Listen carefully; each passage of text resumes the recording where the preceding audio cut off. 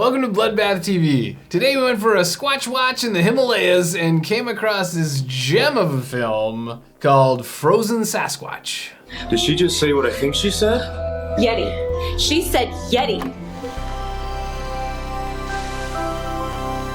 This is a Mark Polonia film, and we knew that going in, and we've watched a few of his movies, and some of them are really good. Well, okay, I'm using that loosely. Some of them are so bad that they're good. This one was not that. This might be one of Mark Polonia's worst movies. The name tag says Dr. James Lockwood.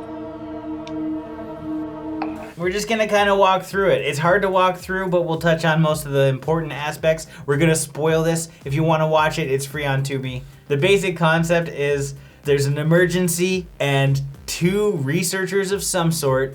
researchers, sorry, I forgot about that one guy. He was useless. They have to go to the Himalayas by traveling through this lush green pastures. Well, yeah, I mean, fuck, so bad.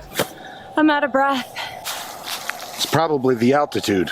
So the whole setting was in the Himalayas, right? It's winter, there's snow.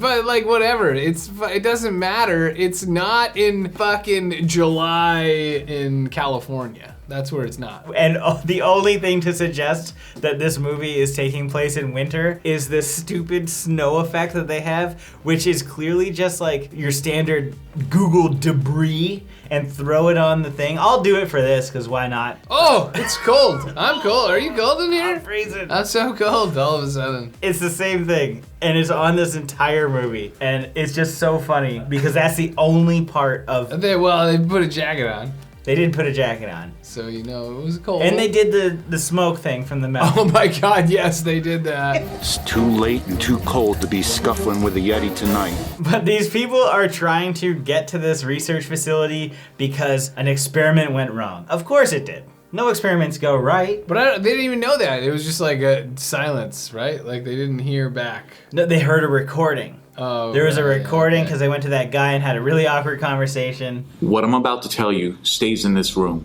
Understood? Doctor, you're being very evasive. And the guy says, hey, listen to this. And he hands over their Zoom H1 on the table and says, It's loose. We can't control it. they make it there. It's just a school, or it's filmed in a school. Some standard elementary school. The same school that I think Polonia films all of his movies in. Yeah, he must be an elementary school teacher.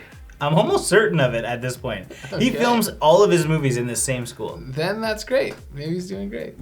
Maybe we aren't alone. If someone is here, why did they answer back when we called for them? It is awkward that they use the same set because we've seen it in so many movies. Like every movie we watch, it was used better in Virus Shark. So this one didn't need to be in the winter at all. It didn't need to be a Yeti. Could have been a Bigfoot. It's called Frozen Sasquatch, which they never say Sasquatch the whole movie. They just talk about Yetis the whole time. So it should just be Yeti. It added nothing to the plot to be frozen. It was just the hike to get there was cold. That's really the only difference. Even the Sasquatch itself was just a regular gorilla suit or Sasquatch suit that you see in every other kind gorilla. of movie. It was a gorilla suit for sure. A really bad one too. But aren't Yetis white? Yeah, they're abominable snowmen. And the only ones that I've seen were in that Rudolph. Yeah. Everybody knows he's white in that one. And even Abominable, I think he's also white, which was another one that we did that together. That was a cool one. Did we? That was the one where the guy's peeping on the ladies with Tiffany Shepard in it.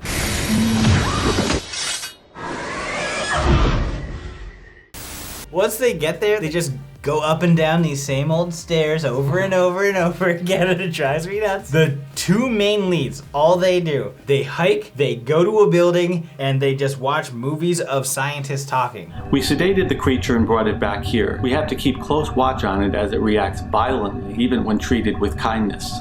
And there's just all this aluminum foil on the wall. It's aluminum foil, yeah. And that's the entire movie. There's a Bigfoot in the building the whole time. Stealing electronics for some reason. We'll expose the reason afterwards. But they're just sitting there watching all these discs, and it's just 5-minute long segments of just these random dudes and a woman just talking to the point where I had to shake CJ a couple times like, hey, you still awake, buddy? What is this movie? Like, why is it still playing? And it was only an hour and 15 minutes. And they replayed the intro credits at the end to make up the last 5 minutes of the movie. And they replay a few other scenes in the movie. Like this guy keeps walking down a hall, you can see the softbox there, and he just keeps walking into it, and then they replay the same goddamn scene again right after. Why? Because it wasn't long enough? Not a long hallway. Just don't make it an hour and 13-minute movie. That's fine. Okay, let's get to twist number 1. Okay. Yeah. We've watched all of our CD-ROMs. The scientist that has been knocked out. Her name's Megan.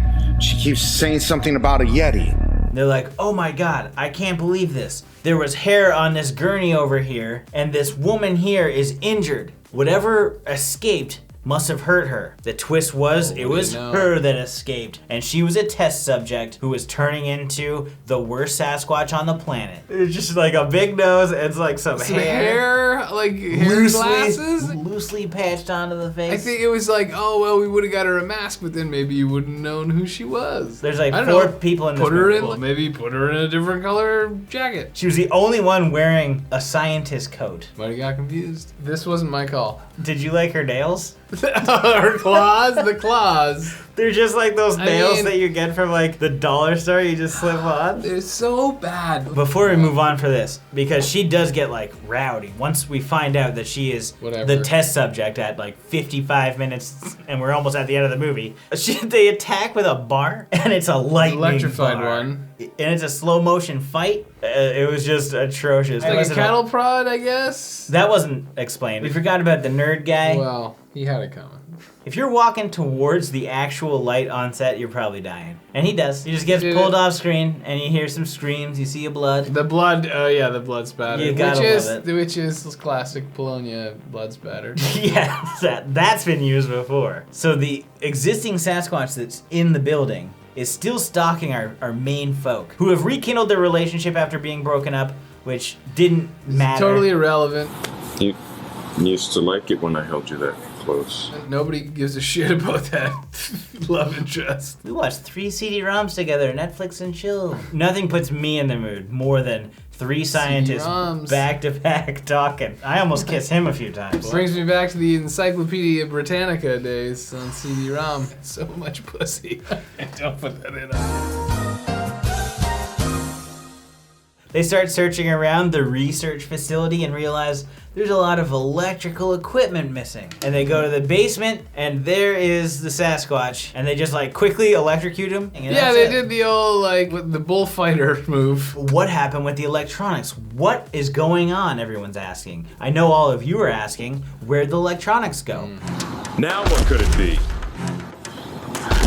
They go outside, and there is a bigger Sasquatch. This was just a baby. It's the same Sasquatch, just shot from a different angle. Yeah. They run from it, and they find a spaceship. They were stealing electronics for their spaceship.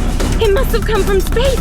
Yeah, it's just a server room. The Cat 5 cables, they love them. I love it because this big thing is like reaching through the ship, or what's supposed to be the ship, and it's just 2 ski boots painted silver. You have all that tinfoil from over there, just wrap that around anything so it doesn't look like a fucking ski boot. Just film it in the same tinfoil room. Like there's a lot of extra work for like a worse result. Hey, ugly, come and get it! Don't get me wrong, I appreciate low budget indie filmmaking, but there is better ways to do and pull off these effects. And I'll say this every Mark Polonia film. The guy has made like 100 movies. I just don't see how the same issues keep coming up.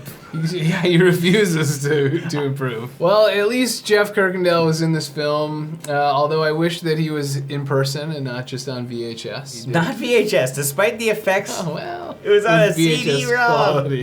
Oh, yeah. But shout out. Love to see Jeff. Anyway. I don't have anything else to say. There's a lot of just really bad things in this movie, and that's to be expected. We went into this knowing it was going to be a bad movie, but it was worse than we imagined. The main reason why it's bad is because it's boring. Yeah. It's too long for the content that exists. We didn't even talk about the Sherpa. I don't. I can't talk about the Sherpa. It's like this little side story of like a Sherpa that worships the thing on the mountain. That is not a Sherpa. Who just gets his head crushed randomly. I know it's not a Sherpa, but that's what they called him. That was the worst part of this film, I think. It would have been nothing to just make it a Bigfoot. You know, instead of frozen Sasquatch, just call it Sasquatch Camp. He probably made that already. It's just the exact same thing. We removed the snow effect. Yeah.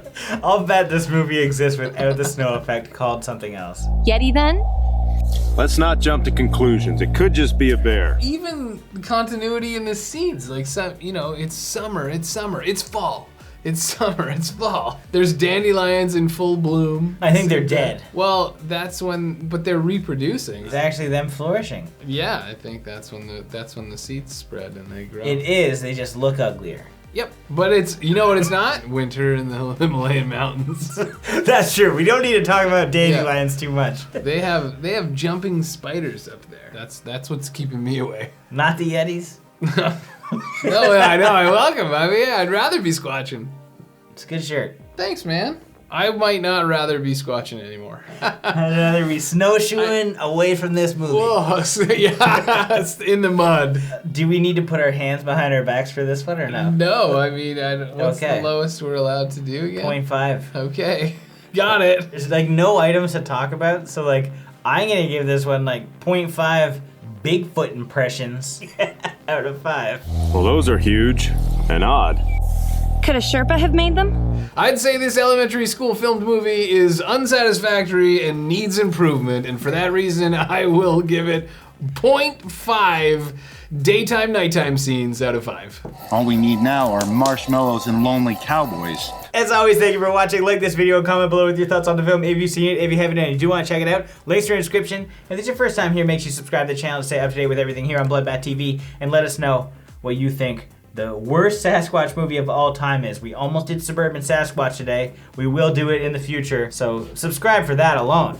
And keep squatching, ladies and gentlemen. I'd rather be. Never stop squatching.